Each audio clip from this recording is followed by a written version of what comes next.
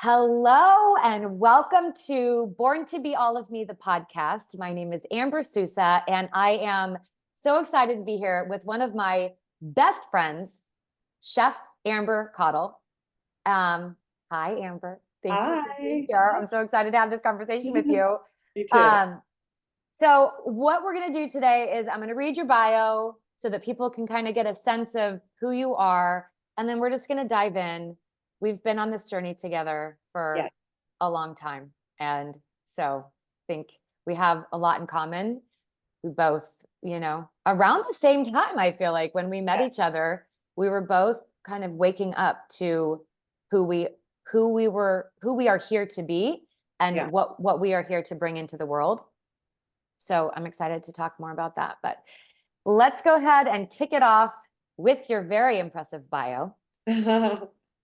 Amber Caudle is a best-selling author, holistic chef, and an authority in mind-body nutrition and dynamic eating psychology. Her passion for cooking, nourishing food, and nutrition led to the creation of The Source Cafe in 2012, a soul project born from her personal journey to heal her relationship with food. Amber's mission is to make an impact in people's lives through the power of food, emphasizing on the importance of what we put into our bodies. Her expertise deepened after graduating from the Institute for the Psychology of Eating, where she gained insights into the complex relationship between nutrition and eating behaviors. Furthering her skills, Amber trained in true body intelligence, an innovative approach that removes stress, trauma, and emotional blockages from the body. By integrating this knowledge with her culinary knowledge, Amber offers a unique, holistic approach to nutrition that promotes physical and emotional well-being, guiding individuals towards a life of authenticity, peace, and freedom. Amber's recent achievement, the publication of her best-selling cookbook, SexyNourishing Food to Heal Your Mind, Body, and Soul, is a testament to her culinary skill and deep understanding of food's restorative power. Additionally, her coaching service, Nourish Your Power, extends her reach, helping women and teens cultivate healthier relationships with food and promoting self-love and body positivity. Amber's transformative work has made her a beacon of wellness and transformation in the nutritional community. Woo. Woo! So right before we got on the call, I pulled out your book, Sexy Nourishing Food, and I was reading the beginning little blurb of your story, and I'm going to read that. But you wrote it and you talk about in 2009 hitting a rock bottom. And as I was reading your bio, I was thinking about how in 2009, if someone would have read that bio to you and told you that that was where you were going to be, like, I just thought that was something really interesting to think about and consider, because I think oftentimes, no matter where where we're at in our journey, sometimes we get stuck. Sometimes we, can judge like where we're at or think that we need to be farther along.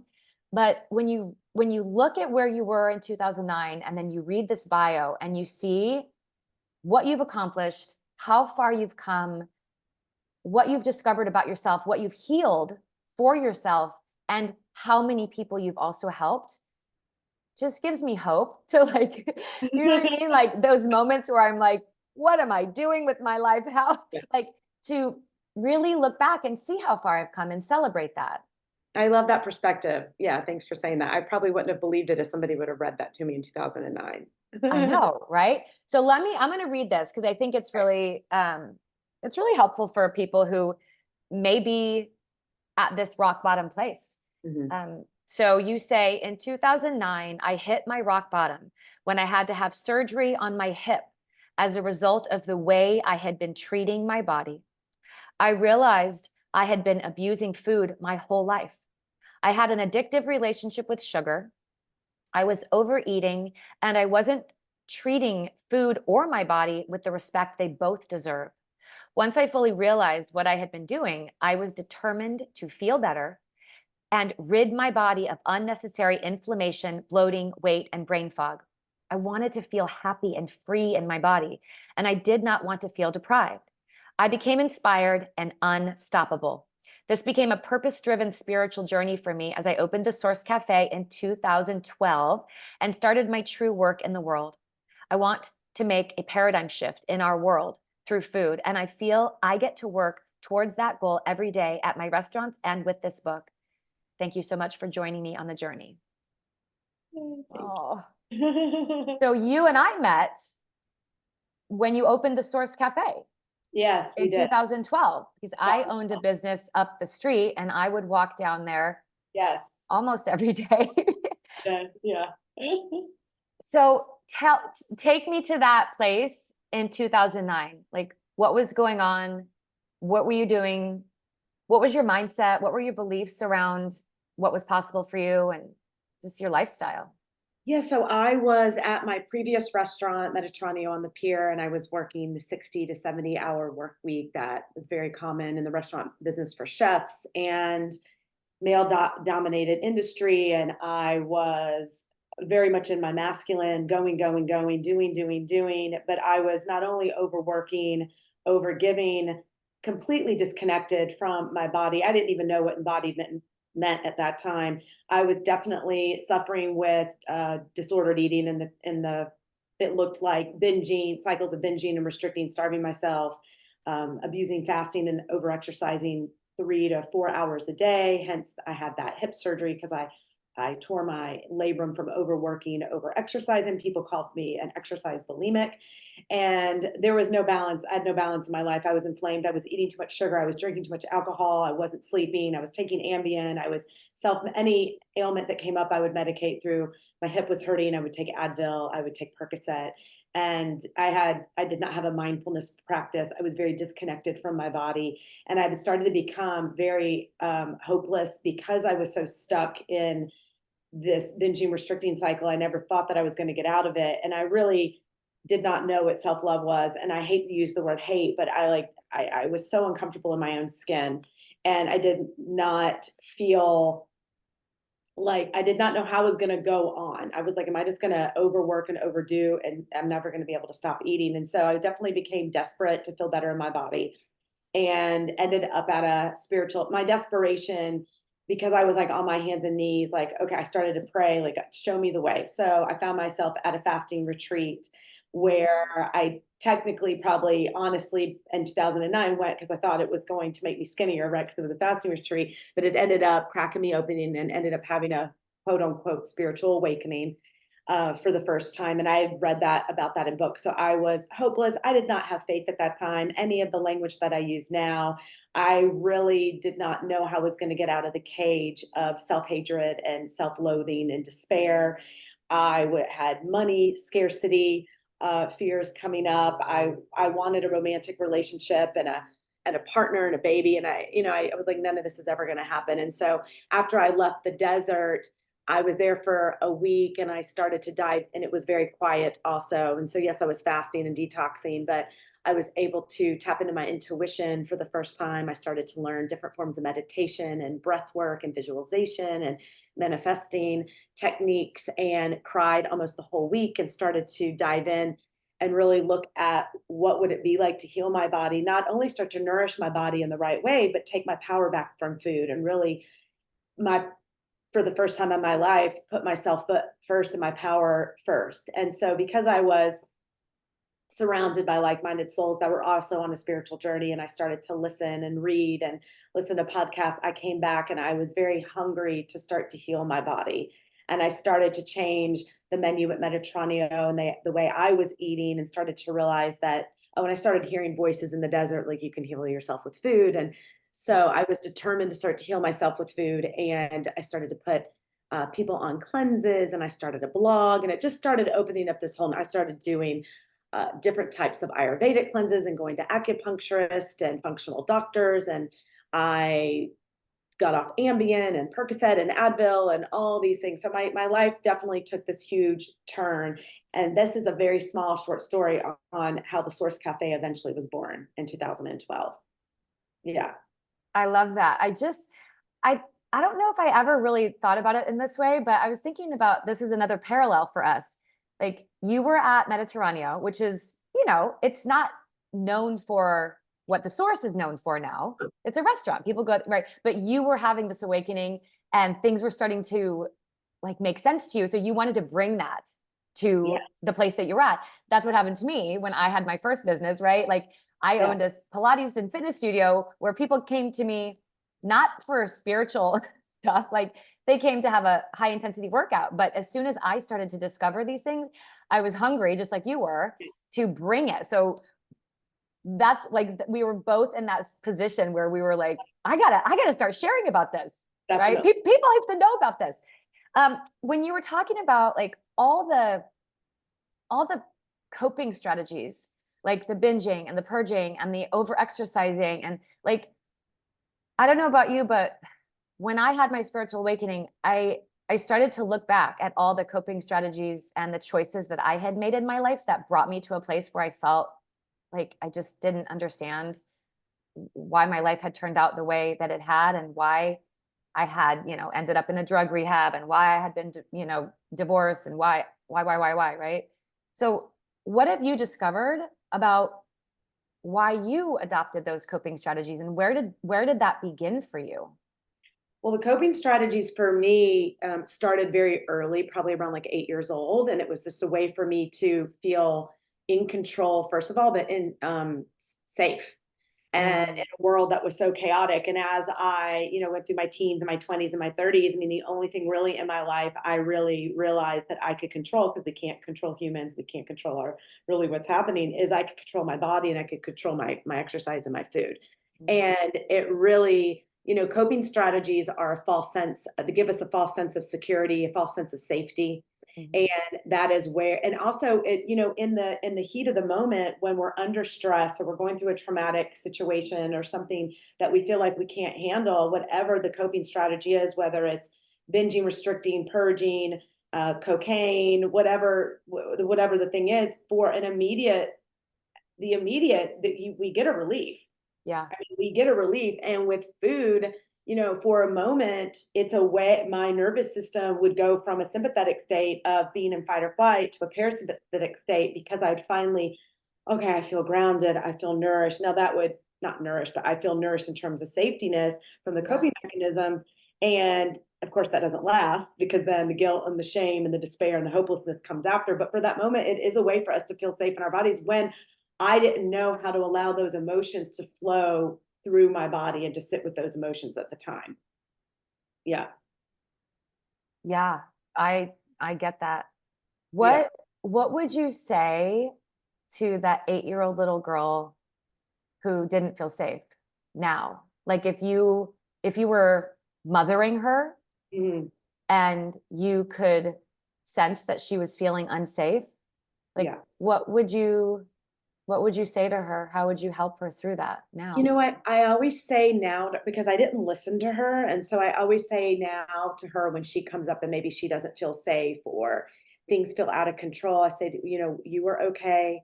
You are okay. You are safe, and you were perfect. I think because I was always trying to change myself, and I never felt worthy and never felt good enough for anyone. I felt too big and too loud, too messy, too everything, that I would say to her, I always talk to her like this now, like, let's trust each other. You can trust me. You are here. You are not alone, and you're perfect how you are right now. And that's always, even now, what I say, like, even if something comes up and I feel triggered, or an old wound comes up, she'll raise her head and she's like, wait, what's happening? And I'll say, we are okay. You're okay. We are okay. We are perfect right here. And so I still talk to her now, but that's what I would tell her, because I started to try to change and alter myself from a very young age. And in terms of safe, it wasn't necessarily, it wasn't like physical safetiness. I didn't feel safe in my body. Like, I just felt I felt so unsafe in my body, and certain situations of me not feeling good enough made me feel, I guess not unsafe is not the word, but yeah, I mean, I'd want to go hide and escape, because I felt like I was being judged, or I was too much. And there was some chaotic energy in my upbringing where my nervous system, it wasn't really, I didn't feel safe, but my nervous system was picking up on some just like chaotic unsafetyness and just saying, we're okay. Yeah. Yeah. It's so fascinating to me, like that message of you're too much, you're too loud, you're too messy, you're too emotional, you're too whatever. Like that is such a common experience It is. that we have as Yeah. women. I don't know if men have it as much, but I know that's something that I definitely felt like too much. And even now, when I start to feel like this is something you and I talk about all the time, like we have our highs, we have our lows, right? And when I'm in a low, like I want to just go hide and just wait for it to pass because I don't know, that was a coping strategy for me. I think that Mm-hmm. when I wasn't presenting in a way that was, you know, attractive or appreciated or uh, approved of, I just wanted to hide and like wait for it to pass, hide those parts of me that didn't feel like it was safe to express or to be seen. Yeah. Yeah. So I think that's it's so common, and it must be a message that we start to receive from a very early age that it's not safe to express all of who you are. And in order to navigate this world, you're going to have to like tone it down or figure out a way to only show the parts of you that, Yes. you know. I agree. And I think that as women and as girls, we're taught to, especially we were both dancers, and, we're taught to smile and be pretty and Yeah. be happy. And we're not allowed to be angry, right? Men are allowed to be angry, but little boys are raised like, don't have emotion and be sad and cry, be tough. Be tough, little boy, and like, don't be too emotional because it might be too feminine. That message is there. And for little girls, especially when we were growing up, I mean, it's different now, hopefully. I don't know, I don't have kids, but what growing up, it's like, I was definitely taught to not have like a lot of emotion. It's like, be happy, smile, and be pretty, smile for the camera. And so just like stuffing. So if all of a sudden I had too much emotion, or I had too much feeling, or my voice has always been loud, that's when I started to shrink, because then teachers would call me out from being too loud, or, going from Montessori school to public school. I remember the teacher telling my mother, "Oh, your daughter colors outside of the lines." My mom was like, "Good." Right. And so it's just like, I was always felt like I was possibly put in this like box. And from that box, of what society tells if we should be and how we should look, then starting to shrink our emotions, start to self-sacrifice, people pleasing to start to fit in, especially like around my body. At a young age, I got my cycle before other girls. My breast and my booty was bigger. And I was like, oh no, look at this. This isn't right. I need to like change it and fix it and shrink, like literally, physically, emotionally. Yeah. Yeah, totally. Yeah. You're talking about like women with anger Yeah. having, like feeling okay to express anger, or having it be like, no, can't be angry, or like men expressing their emotional sensitivity. Mhm. It's so interesting. So we we grow up, we're adults, and we're like, hey, so I'm not angry about anything, and the guy's like, and I'm not sad about anything. And then we Yeah. show up with these like masks, right? And Yeah. then we expect to experience the kind of intimacy that our soul longs to experience, and it continues to Yeah. evade us. For I sure. remember when I first had my awakening, the book that I read, Healing Back Pain, the Mind Body Connection by Dr. John Sarno, he talked about rage and anger, like repressed anger and anxiety being what could potentially contribute to this physical pain. And I remember reading it and thinking, I'm not an angry person. Like, I'm an optimist. I look for the good. I see, the glass is half full. Like, I know people that have anger issues, but it's not me. And I've definitely come to see how much anger has lived inside of me. I think that also, like, when there's any kind of repression or oppression or suppression uh, of emotion, like there's anger just for the fact that you've had to suppress it or be Oh repressed yeah. or oppressed, right? Yeah, I relate. Yes. How do you express your anger in healthy ways? So now, because until I started working with a coach that helped me release my anger in healthy ways about 5 years ago, it was just, now I dance through my rage and my anger. I love screaming. So I get pillows and I scream into pillows and I slam pillows. I do like rage kind of dancing, stomping kind of ways, or I'll just dance freely. And that helps me move through my anger. I love screaming in the car. It's one of my favorite, like a good scream to some loud music feels so good. Yeah. That's how I express my anger now. But I think for me, some sort of dancing, whether it be more of like me stomping and crying and screaming kind of dancing, or just dancing in general to let the energy move freely through the body. Yeah, can help with and allowing the anger. Oh God, I'm feeling angry. Yeah. And acknowledging it and owning it and know that it's okay. Mhm. Instead of like, oh no, don't be angry, be happy. Just go Right. meditate or go like no, like don't spiritual bypass it. Like feel all the feelings. So, but I'm a big screamer. I love it. I love a car scream.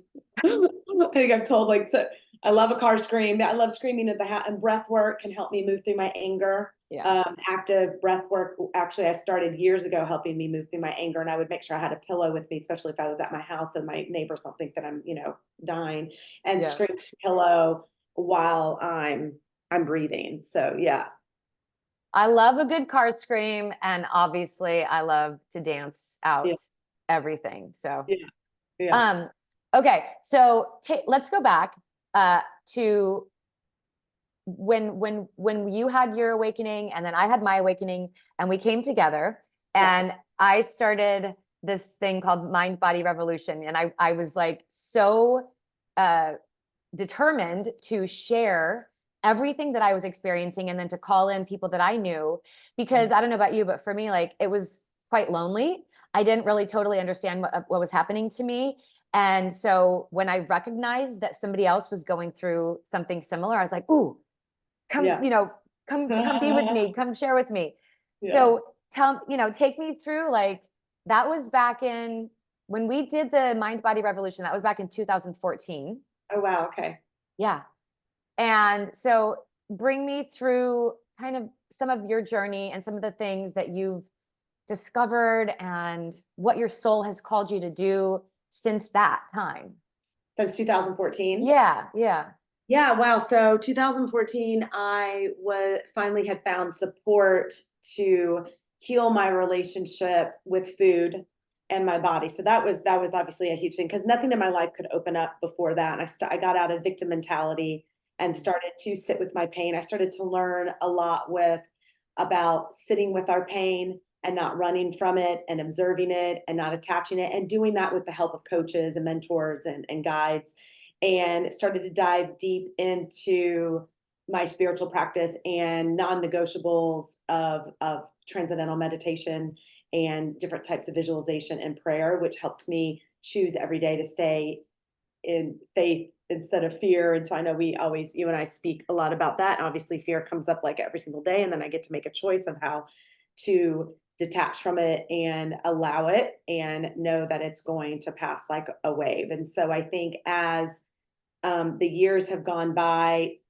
for me, showing up and helping other women also continues to help me heal and sharing what's helped me. So, starting my first Chef Amber blog around healthy relationship with food and body, creating food freedom, cultivating body peace, along with how we eat and what we eat. So, as I continue to share that, and for me, I don't just talk about what we put in our body, I speak about how we eat and the thoughts that we feed ourselves, but then also I add in a lot of spiritual practices. And so as I continue to dive deeper into my own, and then I got into embodiment practices and not only just dancing, but started to look at some sexual, sensual intimacy healing. And as I go deeper and push myself and go into areas of my life that might feel uncomfortable or unknown, and I start to heal those parts and like look bravely at those wounds, then I can share with friends, like I came and spoke and shared my journey with your ladies,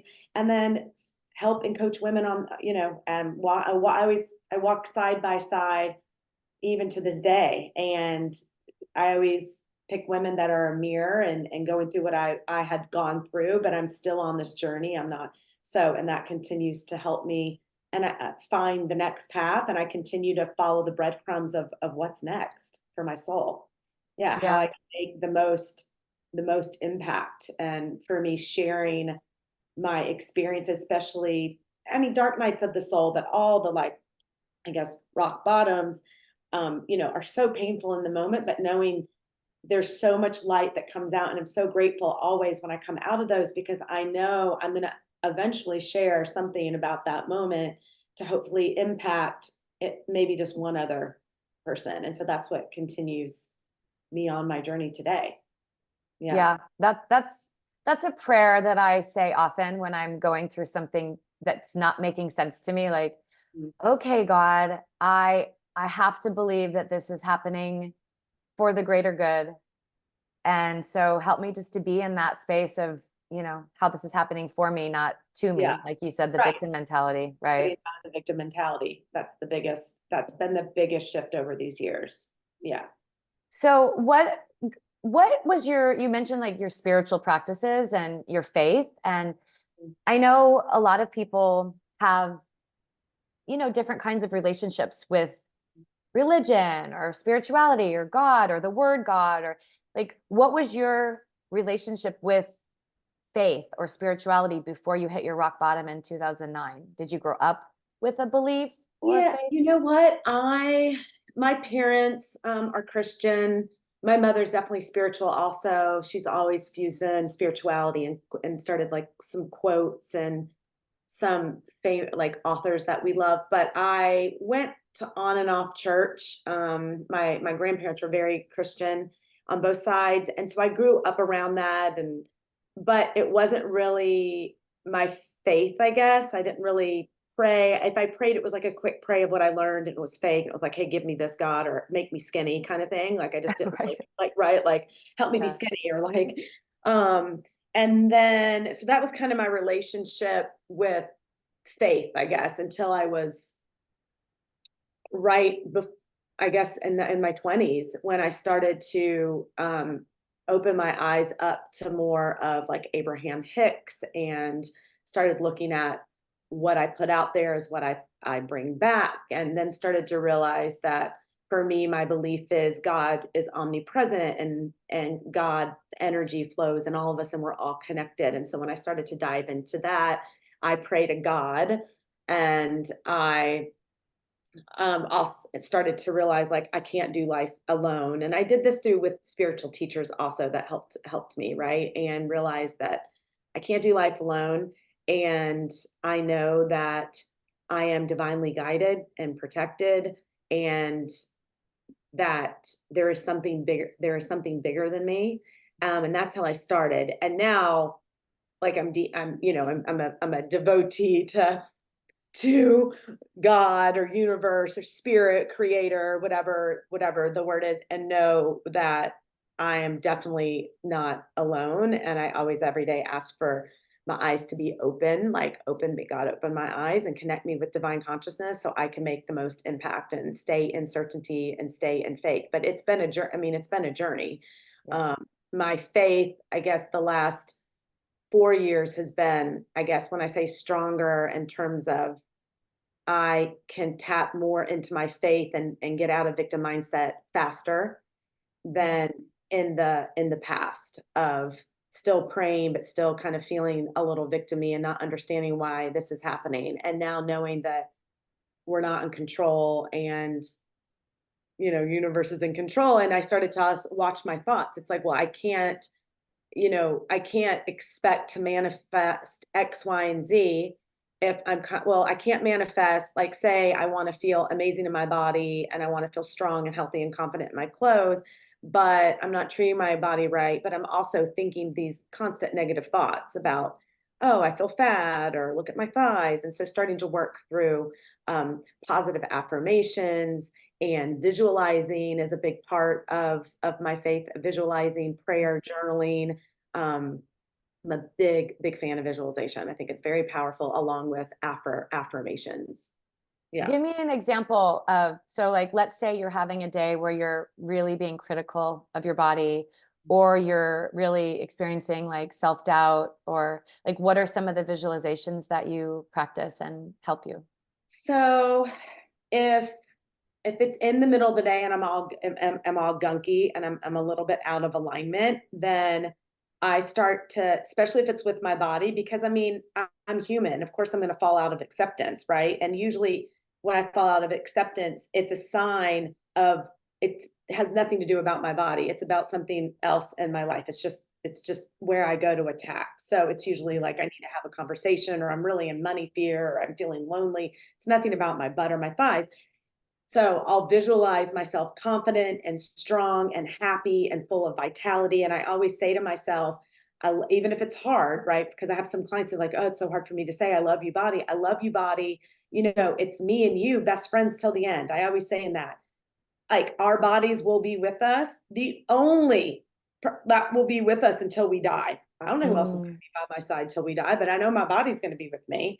Yeah. And I'll close my eyes and I'll see myself dancing and flowing and twirling and feeling so alive and strong and healthy and fueling my body with the right food. And it feels really great at the end of the day to kind of either visualize how I want the next day to go as it's already happened, or I'll do that in the morning also to try to get on to my therapist says, like, get ahead of it. So Mm. obviously we're in it, and then, okay, I'm whole, perfect, and complete. And sometimes when I'm in it, it just has to be very simple. Like, I have complete certainty. Like, I know God's got me, or I love you, Amber. We're okay. I'll talk to my little girl. Her name is Sally, and she comes up and she's cranky. And then I'm like, okay, I'm just going to sit with this right now. Acceptance always comes when I don't resist it, or the fear goes away. When I stop resisting it, first I lean into it and I look at it and I know that this is all being divinely orchestrated.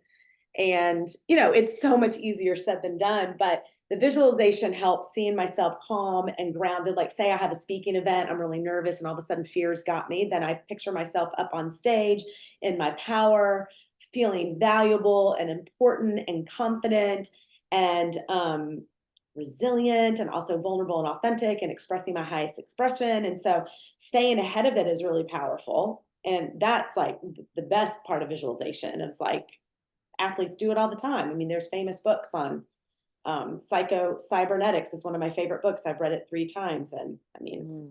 you know, they see themselves winning the game. They go out there and they crush it. So we can win the game of life. And it all takes work, right? We can't get, if we want these things in our life and we want to create this life that we desire, it takes work. We can't get lazy. Yeah. You can't get lazy. But even just like listening to you talk about that, I took a deep breath and I felt relaxed when you're like, I see myself dancing. Yeah. And I like, even just listening to you say that, I could feel my body start to relax. And, you know, it's funny. It's like, yes, it takes discipline, I think, too. Like, when the voice starts to come up, and like, at least for me, you know, like the self-pity voice, like, woe is me, why is this happening, I should be, you know, it's like, all right, enough of that. Okay, what are we gonna do? I mean, it's okay to feel the feelings. I'm Yeah, not talking about not feel them, but like, to let your mind go down the rabbit hole of woe is me, it just never does any good. So, no, right? So doesn't. get into the practices, get into the meditation, the visualization, the surrender, the prayer, the dancing, the breath work, the pleasure practices, like all the things that you just mentioned. All the things. And I do want to say, because I think it's important to mention, because there's a fine line between spiritual bypassing, because that's really easy to do. It's like, oh, I'm feeling angry. Okay, don't feel the anger. I'm feeling sad. Oh, let me go meditate. So it's a fine line of like, okay, I'm feeling this gunky feeling. I'm gonna acknowledge it first. Here we are. I'm not going to go into self-pity, but I do want to know, like, maybe I need a pattern interrupt and I need to take a nap or a walk or dance or split or cold plunge or meditate. So there's a pattern interrupt. But when then I'm out of the funkiness, I always like to go back and be like, okay, what's really going on? Because something's trying to be uncovered. And so it's kind of like not completely ignoring it, not attaching to it, but also kind of like, does that make sense? Because I think that Yeah. there's a lot of like, you know, it's great to be in light and love, but we also have to be in the dark to find the light. And it's on our growth that happens from the darkness. It's not when life is like, one of my coaches says, don't pray when you're on your hands and knees and you think you're going to die. Pray when life is like amazing, and be like, okay, show me the next thing. What's next? Let's keep pushing here. Like, and so I'm always real cognizant of like, my life feels really flowy and I'm on a high and I feel so creative and this is amazing. Like, I try not to take that for granted. And I try to like, okay, stay on top of it, versus now I'm down in the dumps and I feel like I'm going to die and I'm in self-pity. And then the prayer starts. Most people just use prayer at that moment. And it's like, Right. visualization can happen like before. So yeah, it's like a dance. Yeah. No, that totally makes sense. It's like when I notice that I'm starting to feel whatever I'm feeling, that is fear or doubt or frustration or discouragement or disappointment or anything, right? For me, oftentimes I will like speak it out loud. I'll Mhm. speak it to like my angels, my guides, Yeah.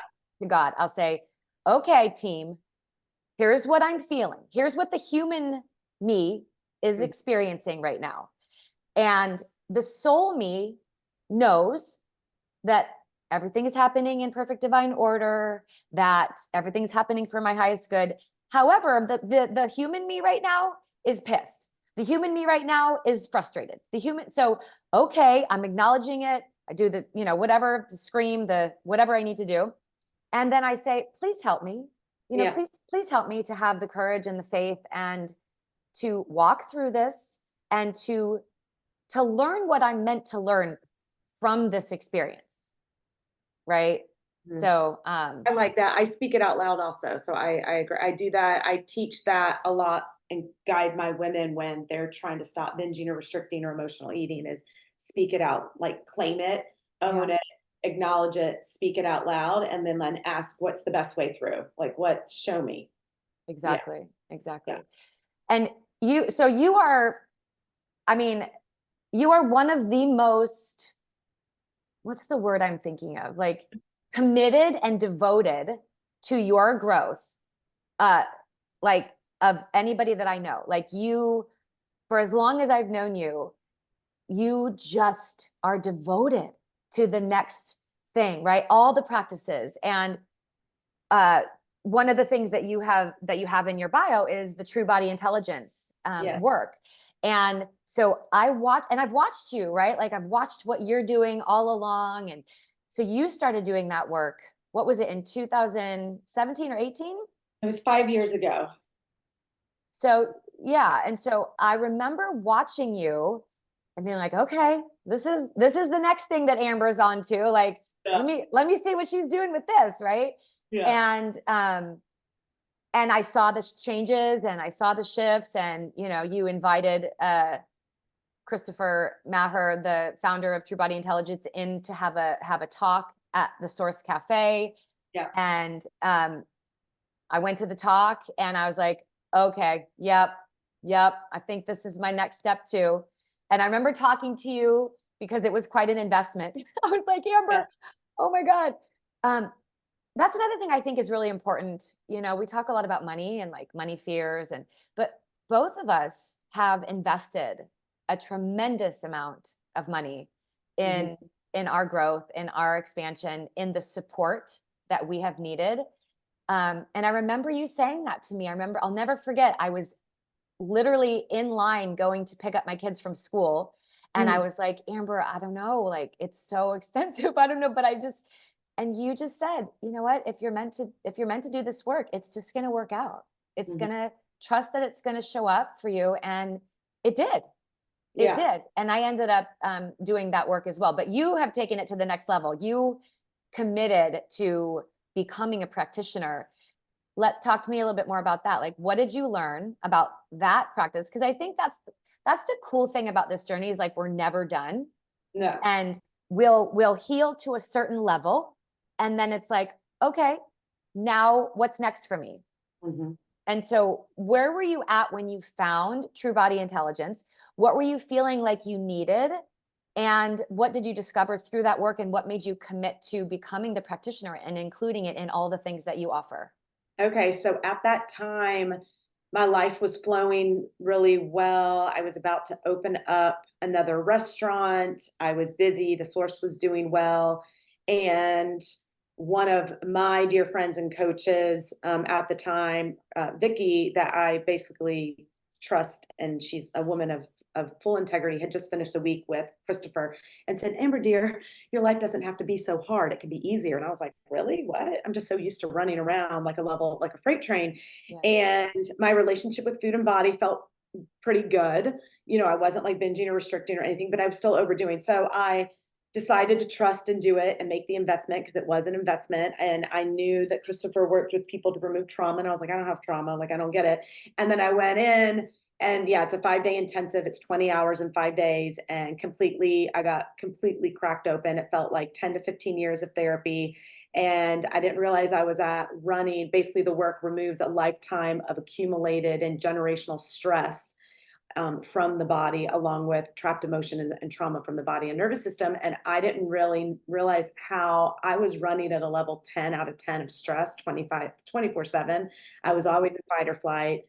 My nervous system was wound up. I was very depleted. I was addicted to caffeine. I was still drinking alcohol. And I'm not a caffeine and alcohol demonizer. I'm not demonizing that. I was still probably, my sleep wasn't great. And as Christopher started to really get into my body, and the stress and the fatigue started to leave my body, then I was able to, because underneath the stress, the fatigue and the stress are all of the emotions. So then all of a sudden, anger and sadness and loneliness, just got the chills, and resentment and fear. And I was like, what the heck? I'd been repressing those for 43 years and did not realize. I was just sickly sweet, walking around kind of with a smile. Everything's light, life is great, everything's great, everything's light and love. And he got into my body, and it's the work is, yeah, I mean, I could talk forever. I did 5-day intensives with him over like a year and a half. And I mean, I changed my color of my hair, my business changed. I let go of codependent relationships, narcissistic men.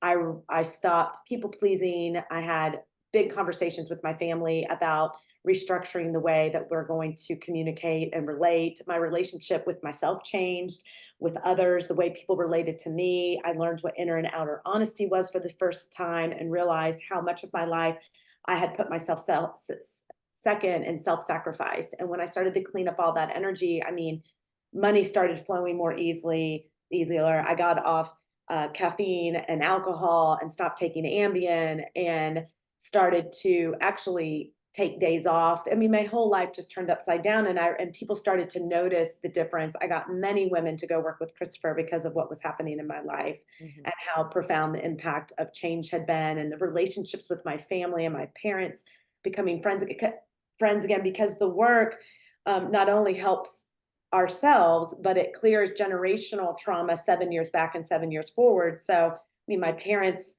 are divorced, and they weren't really friends. They got back together as friends, and now we all take family vacations together, and I just got the chills. So there's just cleaning up. And then there was old belief systems and patterns and behaviors around addiction and lack of worthiness and self-love on both on my mother's side, especially, of females, for how many generations, and a lot of addict energy, a lot of food addiction stuff that was cleared through me in this lifetime. So it's big, big work. I decided to get trained in it, did the practitioner training for about a year and a half. And my intention was to do it so I could help heal my family and the trauma in my family, to help future generations and help my family have a little bit more peace and freedom now in this lifetime.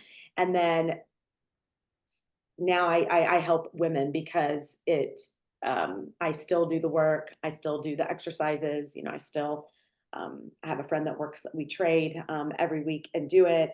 And yeah, it's crazy how much whatever shows up in our life shows up in our body. All of our issues are in our tissues. We can't lie, you know, like you were saying about the book you read about your back, you know, those types of things. I was reading about that, and Louise Hayes about, oh, I have hip pain, and that means I'm probably in some scarcity, or there's some anger coming up and I didn't really realize.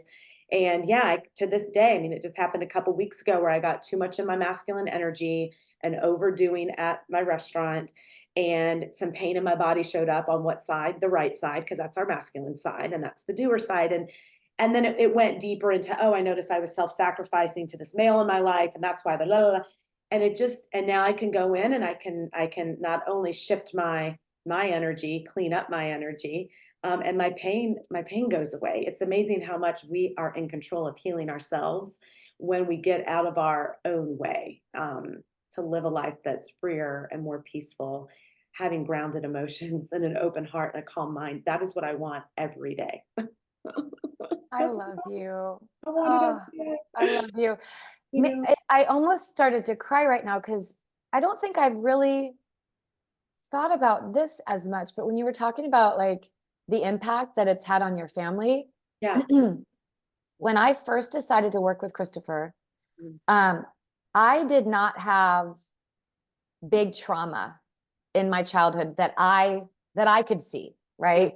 And I didn't understand anything about generational trauma or whatever. Like, and so I was very confused about how I had ended up where I had ended up without, like it made sense to me. Oh, if people had like major trauma in their life, like then, oh, that's their reason why they, ended up in drug rehab. But like, I didn't understand, right? And so this concept of trauma and stress in the body and 7 years back and 7 years forward, like this was something that was introduced to me by you and by your work with Christopher. And so I remember talking to my mom about wanting to work with him. And I mentioned that it was about healing some trauma. And we got into an argument because she was so defensive, because she had worked so hard to make sure that the trauma that she had experienced in her childhood was not passed down to me and, gave me the perfect childhood. And fast forward, right?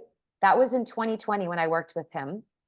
Fast forward, my mom is in therapy and is acknowledging, probably for the first time, some of the trauma that she experienced in her childhood and in her life. And she's sending me stuff on Instagram, like quotes and things that you and I talk about all the time. It's really remarkable. I think it's important to just acknowledge that and to see the growth, right? To see the impact and to see the growth in both of our lives, how it's had a ripple effect in not only our experience, but in the people that we love in their lives as well. Yes, I love that. It's beautiful. Oh my God. All right. So we got to wrap it up, but you've got, your most recent passion project, Nourish Your Power, you're coaching women, you're bringing, so this podcast is born to be all of me. So this is what I see you doing is you're bringing it all in, every aspect of you, all the things that you're passionate about, all of your life experience. Tell me, for you, what does that mean? Born to be all of me. Like, what does that even mean? And how do you feel like that's showing up for you in your life right now? Born to be all of me is fully having unwavering devotion to my highest expression. Okay, that's the first thing. And really embodying this divine feminine queen that I am. And from that place of that inner knowing of the ripple effect of the more I love myself and nourish my power and love my body so gloriously, that it fuses out and helps women learn to love their body, take their freedom back from, or take their power back from food, cultivate body peace, and live a life that's more free and authentic. And it's not just around food. Is being born to be all of me is, what is the most impact I can make?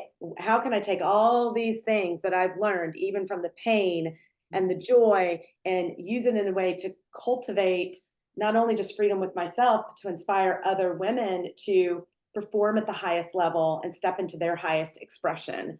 And because, life doesn't have to be so hard. Like I always pray, like I want to be happy and fulfilled in all areas of my life.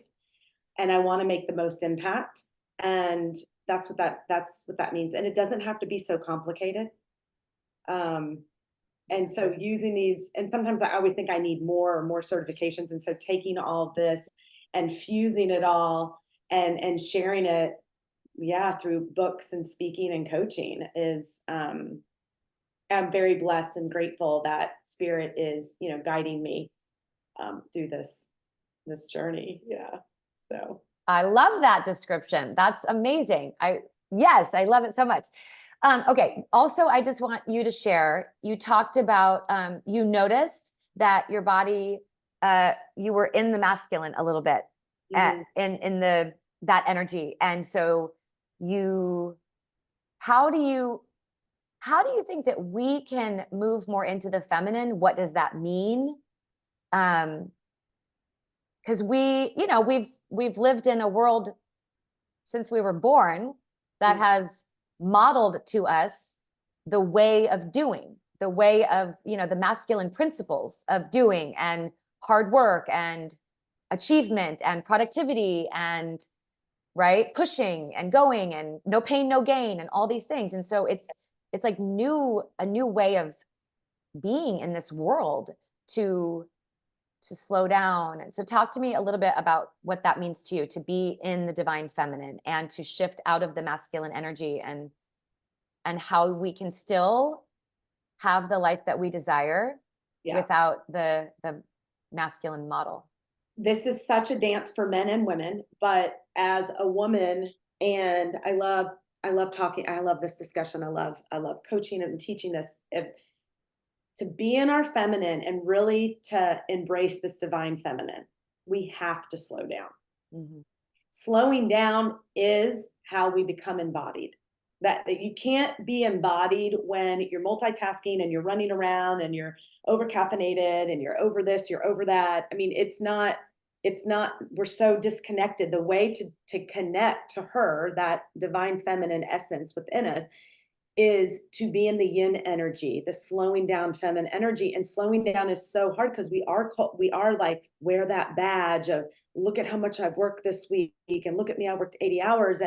And I think it starts with implementing little practices during the week, during the day, especially during the day, for just like yourself. And so I know for me, like, I'm a non-negotiable with many different practices and routines that keep me in my feminine, and I lost it a little bit the last couple of weeks. My business partner was out of town and I was wearing a lot of hats. And so, but that wasn't, it got me a little bit. So for me, it's meditation, it's visualization, it's naked mirror practice, or just staring at myself in the mirror.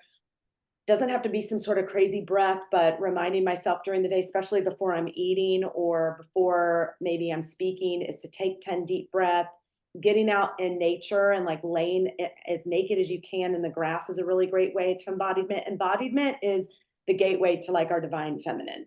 So, and to get into embodiment, you have to slow down, right? So maybe it's 10 minutes on the toilet with your door locked and you're going to the bathroom if you have kids. I don't know. Maybe it's in the shower and you lock the door and you're like, hey partner, I'm in here, and you're breathing and you're having affirmations, or you're eye gazing in the mirror for 1 minute with yourself when you're brushing your teeth. Anything, putting your hand, sometimes during the day I'll go into the bathroom at the source and I'll look myself in the eye and I'll get eye gaze and I'll take 10 deep breaths and I'll put my hand on my womb and my heart. That alone takes 1 minute, 90 seconds. That's an embodiment practice. So for me, it always comes back to embodiment.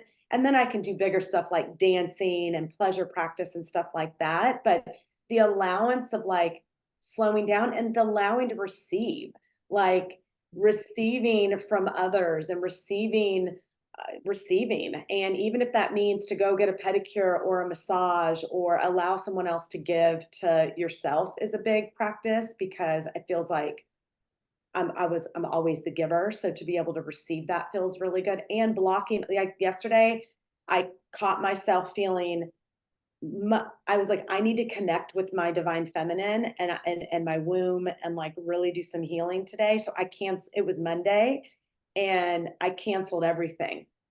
And I messaged my business partner, said I won't be available till after my podcast tomorrow on Tuesday, and I went to the Korean spa and I cried and I meditated and I took like 3 naps and I laid outside naked and I, made some really delicious food and I laid on the couch, because for overdoers, it's actually, one of my coaches was like, I want you to lay on the couch and watch TV. Like, that's okay sometimes. Like, I'm not a TV watcher. I don't watch TV, but once in a while, like, it's nice to turn off all the self-care podcast and biohacking this and like just allow yourself to kind of be lazy. And that's something to like and be quiet. And I turned off my phone yesterday. So these are all practices of like, and body. And I know people are listening. It's like, but I have a job and I have a family and I have kids, and there's ways to do it that you can, instead of taking a work call in the car in between picking up your kids, sit in silence, put on pray. Like there's certain like quiet time in the car might be the only time you might have to be quiet. I don't know. Maybe you pull over on the side of the road before you're picking up somebody or making an errand for someone else, and you do a 5-minute breath work or meditation. I don't know. I can't tell you how many meditations I've had on the side of the road in a safe place, and that I've guided like some of my women clients. It's like that might be the only place. So you have to just like find those, and everyone's life is different, and their lifestyle, and yeah. So so you mentioned earlier, like most people live in fight or flight all the time, like all the time, right? So when you're in fight or flight, your brain is telling you, you don't have time. You don't have time to take 5 minutes. There's no time for that, right? So you have to also have the awareness that that's a lie, because everybody, I don't care who you are. I have 2 children. I've had businesses, like, right? You have 5 minutes. You have 10 minutes. You could wake up earlier. Like there is time. It's important. And that is what's going to help us get out of the fight or flight. Yes. Right. Let so that belief. You're right. I'm glad you said that, because we always have time. We always have time. And we also, I'm and you are giving our listeners permission to slow down. And not only permission, but actually like you need to slow down. That's what's going to help you embody the frequency of the divine feminine, of the goddess, of connection to all that we are wanting to create. Slow down, breathe. It's the slowing down. And I mean, I took like a bath the other day, and I let myself have a longer bath, and I lit candles, and I picked some flowers from my backyard and threw it in the bathtub, and I have a new scrub, or you can make your own with salt and coconut oil. It doesn't have to be expensive, but playing some music and just being slow and sensual and softer, and looking at your caffeine intake and seeing how fast you're running, and like letting go of those beliefs, because time is just an illusion. We've put ourselves in this box of time. So I know people that have 4 kids and are multimillionaires and are running all these, and they're like, they have the time. They have the time. And and we could talk all day about this, but it's like notice how you're walking, notice how you're talking, notice how you're eating. This is where I start with my clients when we're trying to have a healthy relationship with food. We can't, if you're eating and fasting or you're cooking, like notice just your movements. I still have to check myself. I'm walking too fast. I'm talking too fast. I'm eating too fast. Like just slow down. Slow down. All right, my friend. I love you so much. Love you. Where can people find you, and I know you've got a bunch of stuff going on right now. You've got your one-on-one coaching that you offer. You're starting a new series at The Source, which I'm attending tomorrow night. I'm so excited. Where can they find you? And anything else you want to share? Okay, so Nourish Your Powers with an S is where you'll find anything around my one-on-one coaching or the 5-day intensives, like we were talking about, any sort of empowerment coaching. And then if you're in the area, the Source Cafe, you can come visit me there, my restaurant. You can, I have these new Hungry for Wholeness, Embracing Longevity and Wellness as We Age, which are starting tomorrow night. And I also offer cooking classes, and I have a cookbook, SexyNourishing Food. And that's it for now, girl. I've got another book coming out. Yes, you do. Later when that book comes out. That is it for now. And can I just say, I want to give a testimony. I have worked with you one-on-one. You have worked on my body. You've used the True Body Intelligence practice with me. It has been profound. Thank you. And unbelievable. You are you are just magical. So I shout out to that. Anybody who is wanting to experience significant and profound change, go talk to Amber. And then also, of course, I'm obsessed with everything that you make at the Source Cafe. So come say hi to me. I'm Amber Caudle LA on Instagram, and always love to connect. Anybody wants to start any sort of conversation. It brings me so much joy. And I love you. Thank you for being on this journey with me. And so great to be on this journey together and having me on. Yeah. Thank you. All right, friends. Thank you for joining us. All right. Until next time.